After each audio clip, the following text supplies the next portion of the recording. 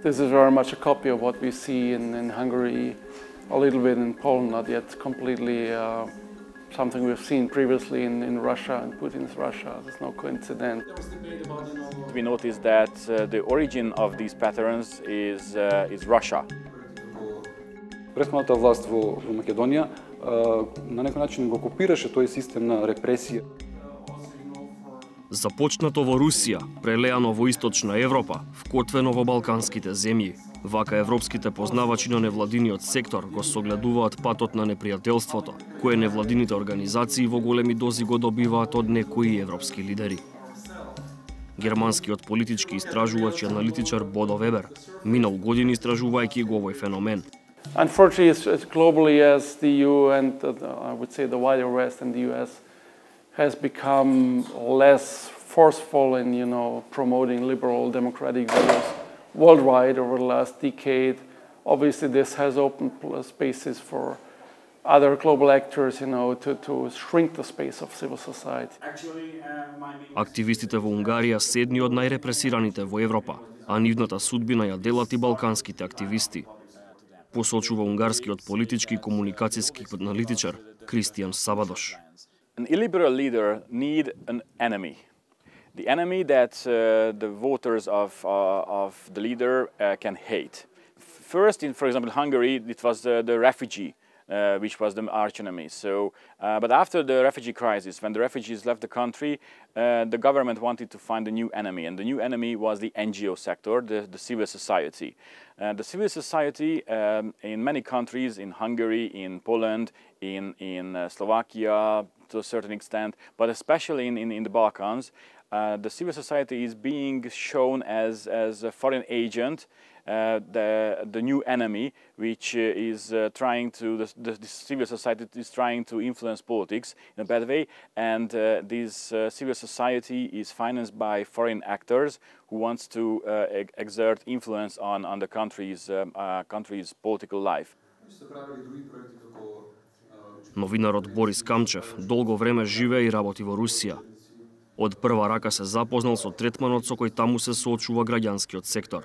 Усвојувањето на Законот за странски агенти во 2012 година, положбата на невладиниот сектор во Русија прилично се стана тешка, бидејќи овие невладини организации се соочуваат со многу тешкоти во смисла на тоа што тие треба да се регистрираат како странски агенти, а тоа значи дека тие ако се финансирани од странство и ако вршат според законот политичка дејност, морат да бидат да прикажуваат финансиски извештаи од својата работа на секој еден месец и да се подвргнати под разни притисци од власта со тоа што им се вршат разни инспекции, значи се вршат разни упади за да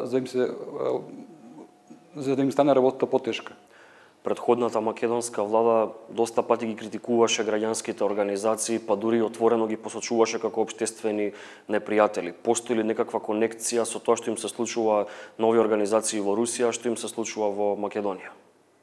Постојат загрижувачки паралели во суштина и со тоа што ако видиме што се случуваше во Русија и уште се случува во Русија од кога беше усвоен тој закон од 2012 година до денес, и ако направиме паралела со тоа што се случува кај нас, значи тие практики на создавање впечаток дека секоја граѓанска организација или многу од граѓанските организации се на некој начин предавници или пета колона затоа што имаат финансии од странство, иако тоа се спореди со тоа што се случуваше во Русија, е загрижувачко, бидејќи тие практики кои се правеа во Русија, се прават и кај нас сега.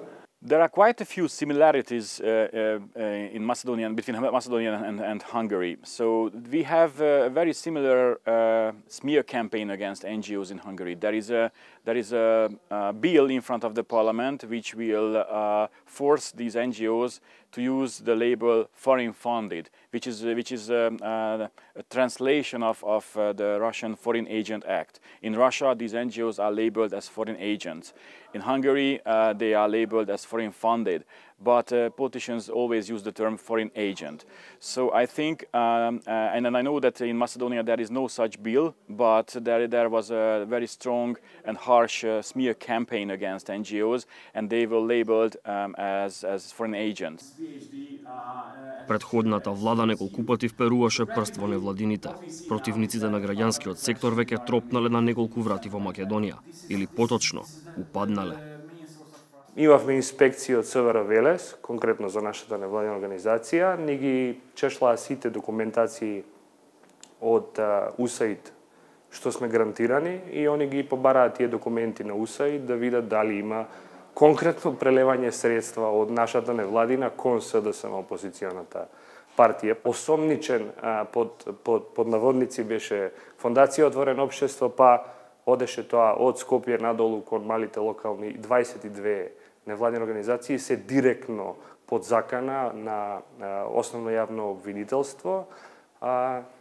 И господинот Зврлевски, тоа е класична политичка одлука, тука нема никаква врска со некакви перења на пари. На македонските невладини им предстојат денови во кои ќе треба да се ослободат од стегите. Но истата борба им предстои и на членовите на новата влада. One of the main challenges for Macedonia as a country that waits to enter the European Union for several years is treatment of the NGOs and the civil society as well. NGOs are vital in every country. Usually NGOs and civil society people work where the governments fail. If the new government wants to show that they are really devoted to EU accession and Europe and the West, they have to nurture and protect and support civil society. They don't have to interfere with the civil society.